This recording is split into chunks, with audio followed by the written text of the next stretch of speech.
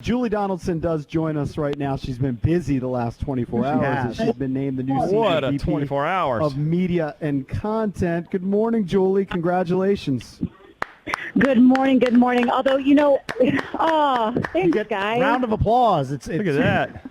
I think we're talking to the most powerful woman in the NFL right now. I think you're correct. Yes. Look at that. Oh, I don't know that I'd go that far by any stretch of the imagination. But look, I appreciate, the applause. As we've worked closely together with you guys for years. So, you've seen the work that's put in, and we know that. I think you know my heart and where I want to try and make an impact. So I appreciate the support, and I'm really looking forward to getting to work. It's been nonstop since I got the first call asking to take this on, and I'm not sure when I get to sleep, in all honesty. Yeah, Julia, I'm curious if you can expand on when you got that first call. What's the timeline been like? Who gave you the call? Who was on the other end of the line? Yeah, give us some details behind the scenes. Yeah. Oh, you want the scoop? Okay, here we go. So my general manager, Damon Phillips, had first called me, and I was in a gym class with one other person, which was the instructor, and we're wearing, our masks doing it. And I look over and say, okay, why is he calling? We just had an email exchange. We know what we're doing. And then, you get a message again. I'm like thinking, oh no, am I in trouble? Right. That's kind of what you always think. I'm like, Wengla, what did I do? What's happening here? So, when I called him back, he told me that there was a really unique opportunity that just doesn't come up very often in life. And he wanted to have me have a conversation about it. And instantly I'm going, we called the wrong person. I just don't know how this works. Larry Michael, he did so much, and then the work he did for the organization was, very well respected. So it's with a heavy heart that unfortunately this change was made. But I listened, and my general manager encouraged me to just hear them out. What harm do you have in that? So, we instantly got on the phone with Terry Bateman, and he told me what he wanted to do, and the conversations just didn't stop from there. I woke up Thursday morning saying, I'm going to have to say no. I just have to say no. I don't know that this is the right fit for me. And he said, can you just listen again to some more conversations, and I introduce you to more people and just listen to them. I said, all right, I will do that. And I talked to Marcus Stevenson. He's brought in doing a lot of the digital work and taking over a lot of the creative part of what has this vision of what he wants it to be. And instantly I connected. I said, instantly, this is somebody I can work with that I think has got, really great stuff that fans are just going to love. And it's going to put some really great content on those shows and on the broadcast. So, I've had conversations with people that have been in that building that are my friends, with the confidence that I have of people that are in this business, and I respect the work that they've done over the years. So it was not without a lot of thought and a lot of conversations before I finally accepted the job on Friday. Well, I'm super proud of you. I know we all are. It's going to be so fun to see you grow and just and see how that role develops. Can you give us a rough outline, kind of how you envision yourself? So you'll be involved in the broadcast, and you have been with pregame and postgame and all that. Can you expand on sort of what that will be? And then Larry hosted Skins, whatever they call that, Skins Nation, whatever that was, the daily show. Are you going to host that? Tell us kind of where we can expect to see you. Yeah, I'm going to be busy. Larry did a lot. I mean, he was there. I think he probably, slept at the park as well. And then, there's also tons of events and representation that you have to do, outside of that, in the community with the sponsors, and I'm also really involved with the Women of Washington, and I have been since I very first got here. If they have an event and I have the opportunity to help build women up in that organization, you see me at them. So I'm looking forward to really stepping into that role. But, the daily job is you've got the 5-day week show. I think I've been told the name, but in all honesty, this has been just information overload that I'm trying to process, and I'm trying to do things. I don't even have a laptop. It's trying to get in the office and get the COVID testing. But I'll be doing, the week. Wait a second. You've been told the name. Is it Sentinel Nation? Yeah. Do you know the new team name? No. The name of the show, she's saying. I know, but it was Redskins Nation, so maybe it's Sentinel Nation or Warrior Nation. Yeah, how do you like DC? How do you like Sentinels? Do you like that name? So, I have not gotten into any of this different mascot names because, in all honesty, that's not the high priority to me. Look, what is it going to represent behind that name, especially as I take on this role? And those are the conversations I had. Whatever they pick, I'll get behind, as long as I also know that brand and that name stands for something. And so, fans have something to get proud in going forward, and it's not just a name, but it's more than that. So I don't know. I wish I could tell you and drop the scoop, but I don't know what they're going to do. I just know that they're having constant meetings to make sure they get it right. We're joined by Julie Donaldson, Senior VP of Media for the Washington Redskins. Now, obviously, this is an amazing opportunity for you, and you decided to accept it. But was there any trepidation on your part because of the culture in the building prior to you being there? The report in the Washington Post about systemic sexual harassment of women at Redskins Park. Was there any, trepidation by you or part of your inner circle about accepting the job? Oh yeah, 100%. Like I said, I woke up Thursday and I didn't sleep at all that night. Just really contemplating this and understanding the magnitude. Understanding that these jobs they don't come up. And my boss is like, I don't want you to look back and regret this. It's scary. There's a lot of terror heading into that, but there should be a certain amount of excitement. They said, you're ready for this. So I had a lot of people really talking me up to believe that I am prepared for this and I am ready for this and it is the time to take it. But then, of course, during the time of all this going on, and as a female, I hurt for those women. I know what that's like. You don't get 20 years in this business without having your own experiences. And you guys know that, I went through a terrible, horrifying incident, good maybe 12 years ago that, I had to fight really hard and it took a lot of courage to speak up.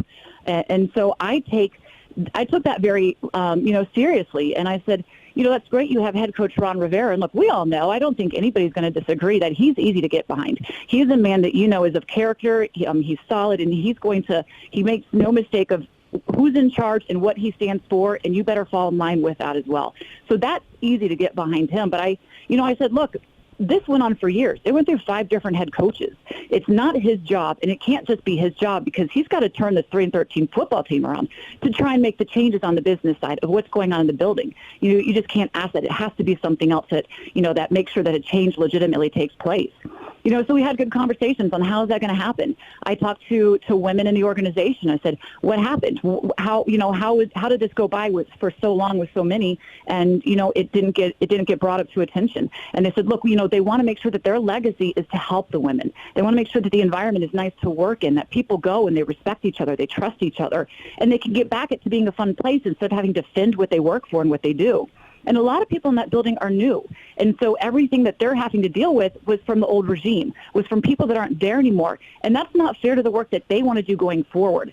So, when I talked to a lot of them and I gathered all that information, I said, you know what, this is something that I do believe is going to go forward in the right direction. And I have an impact and I have the ability to be able to listen to what they need, what they want to say, what they've been through, and put forth a plan on how we can get back to that.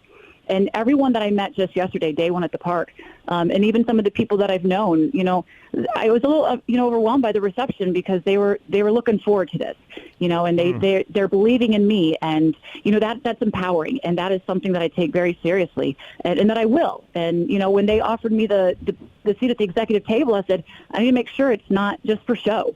I mean, I'm not afraid to speak my voice, and from what I've been through, I have broad shoulders to carry this on as well, and I think that I've been prepared in my life to take this on and take that next step. So they're giving me that opportunity, and I just pray that I can honor it the right way. Julie, here's kind of a personal question. How will your dog handle this? We know you're very close with your dog. God. That's true. When you work in Bethesda, I mean, she lives really nearby. I've done a bunch of stuff with Julie at NBC Sports Washington, and you live basically right by the studios in Bethesda, right? Now all of a sudden you're going to be in Ashburn all the time. You're probably going to be working a lot more hours. You can't go back and forth to your condo. How's it gonna be for your little dog? I am so glad you asked that question because, in all honesty, of everything that I'm having to figure out and all the different meetings and trying to set it up and learn the place, I don't even have that is my biggest concern. What do I do with her? Because especially during Corona, she's been attached to me nonstop. So I said she's not going to like this at all. I need sitters, so if anybody wants to help take care of Lucy, please. I think JP's volunteering. No, JP's volunteering. I'm not a dog guy.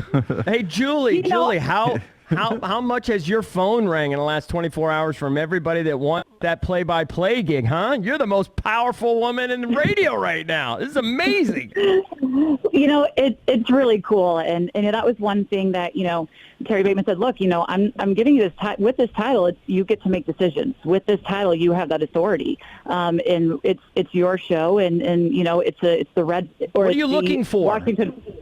What I'm looking for is there are so many men in this business I've worked with really well that I respect and I know do great work and that I can trust. I need to make sure that I have somebody I can trust, somebody that can buy into what we're trying to do, because it is a twist on the traditional, two-man booth of just sitting there the way that radio has been done for the last, 100 years.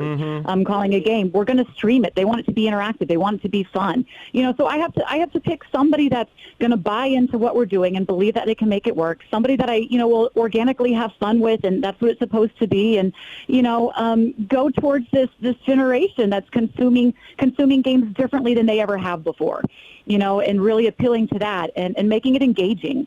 So, I'm all in, and I've already talked to a couple of people for the analysts, and we kind of have our ideas for that of what I want to go. But again, I want to do my due diligence. Have you ever thought of a four-man booth? Four idiot booth? Yes. That's a new Yeah, we are concept. available. Jason did play-by-play at Salisbury. I know it was years ago, but he did some color commentation as well. Here's the thing: if it's a four-man booth, where do I fit? You guys would take that up. No. We'll always Expand make the room for booth. Julie. Just make it bigger.